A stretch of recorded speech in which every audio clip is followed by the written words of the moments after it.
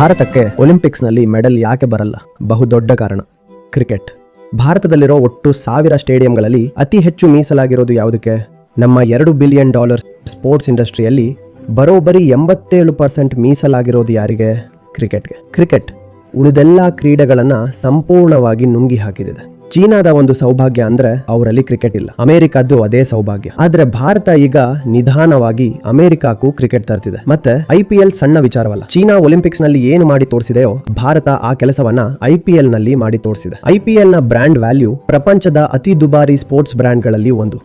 ನಾವೀಗ ಭಾರತದ sports budget ಬಗ್ಗೆ ಮಾತಾಡಿದ್ವಿ. ಎಷ್ಟಿತ್ತು? ಕೇವಲ 415 ಮಿಲಿಯನ್. ಆದ್ರೆ ಕೇವಲ IPL ನ ಬ್ರಾಡ್ಕಾಸ್ಟಿಂಗ್ ರೈಟ್ಸ್ ಬಿಲಿಯನ್ಗಳಲ್ಲಿದೆ. ಇಡೀ ಭಾರತ ದೇಶದ ಒಟ್ಟು ಕ್ರೀಡಾ ಬಜೆಟ್ಗಿಂತಲೂ ಈ ಒಂದು IPL ಅತಿ ದುಬಾರಿ. ಇನ್ನೇನು ಮೆಡಲ್ ಬರ್ತಾ?